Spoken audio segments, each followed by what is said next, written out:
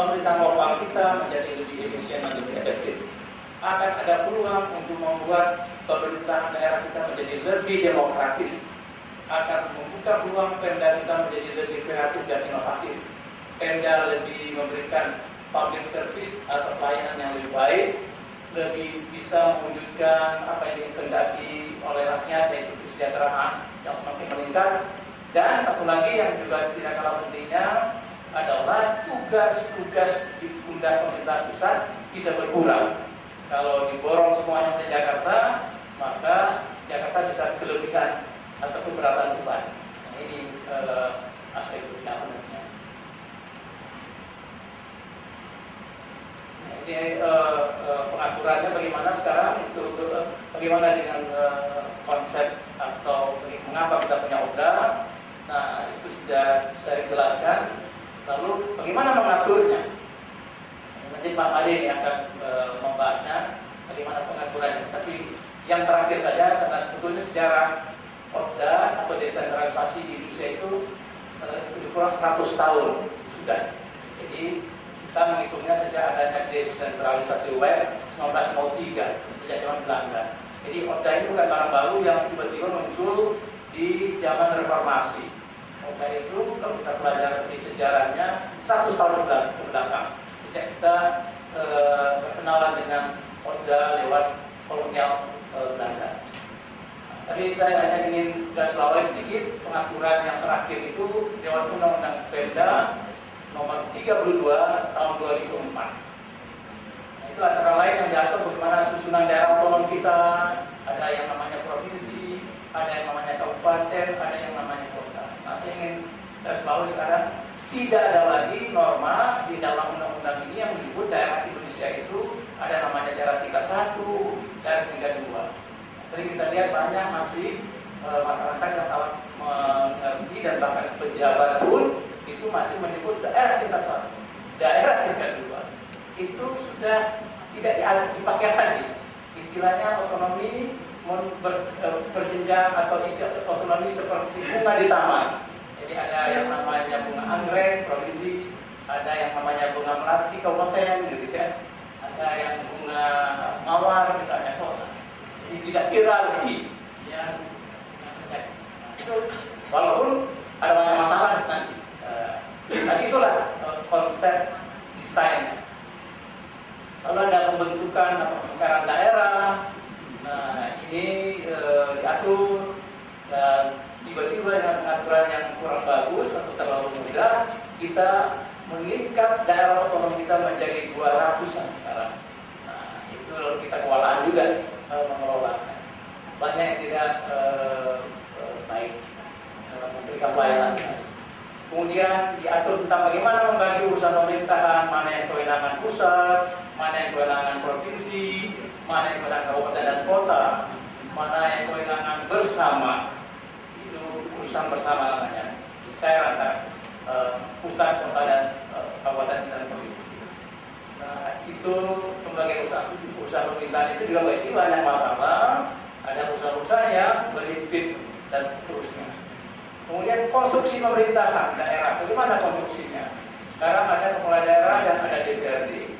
Nah, apakah DPRD itu betul lembaga legislatif? Nah, ini juga masih disoalkan secara teoritis. Ya, legislatif itu tidak bisa ditransfer gitu ya. Kawan-kawan yang berpendapat yang ada adalah kepala daerah dan DPRD itu hanyalah sebagian semacam cabang dari kekuasaan pemerintah eksekutif. Tapi apapun sekarang kita punya kepala daerah dan menjalankan tugas-tugas executing policy dan DPRD menjalankan fungsi-fungsi formulasi kebijakan.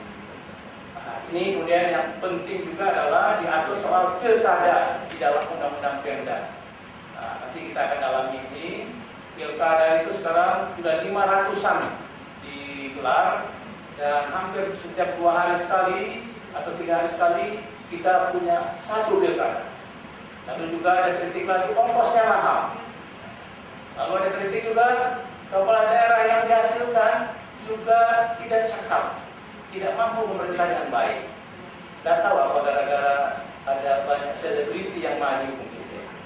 Atau kadang-kadang orang pemerintahan tidak berani dan tidak punya duit untuk maju, yang mengerti pemerintah tentu saja. Lalu ada Pembuatan perda juga diatur. Nah ini local policy diatur di dalam undang-undang. Lalu ada pengaturan soal perangkat daerah, yaitu birokrasi. Nah ini menurut kawan-kawan di partnership, kalau saya tidak salah di secretarial lecture yang pertama, perangkat daerah atau birokrasi lokal ini lumayan baik performanya. Nanti ya lebih baik daripada yang ada di DPRD, di legislatif, maupun di tingkat yang mereka bergerak di bidang aktor politik lainnya. Lalu keuangan daerah juga diatur. Nah, bagaimana pengaturan keuangan daerah yang lebih fair, lebih adil, daerah dapat bagi hasil, tidak seperti dulu zaman Orba, daerah hanya dapat sumber-sumber yang kecil. Ya, pajak radio kasih ke daerah, pajak sepeda dikasih ke daerah. Nggak ada duit yang ongkos-ongkosnya lebih besar, lebih mahal. Nah sekarang dapat bagi hasil yang baik, termasuk sumber daya minyak dan gas. Lalu ada pengaturan soal pembinaan dan pengawasan daerah. Ada pengaturan tentang pemerintahan daerah desa. Ini kira-kira yang coba diatur, nanti bisa didalami kalau kita mau mengelaborasinya. Tapi saya ingin mencoba membulatkan saja. Apa sih masalahnya dalam implementasi undang-undang itu? Saya melihat paling tidak ada 4 perkara.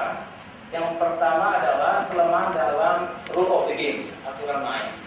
Jadi norma, pengaturan, desain yang kurang bagus, soal pilkada, soal manajemen Pemda, soal pemekaran, soal pembagian urusan, termasuk soal posisi gubernur dan posisi wakil kepala daerah dan seterusnya. Yang kedua yang juga jadi masalah adalah masih lemahnya kapasitas pelaku otonomi daerah, aktor-aktornya. Jadi ini perlu capacity building lah, semacam itu. Lemah di banyak hal, di tingkat politisi, di tingkat birokrasi juga saya lihat juga masih banyak kekurangannya, dan juga tentu saja di tingkat komunitas kita. Dan yang ketiga yang juga jadi persoalan adalah dalam implementasi itu kurang intensif pembimbingan. Pembinaan juga sangat terbatas, termasuk pengawasan. Jadi OPDA itu lebih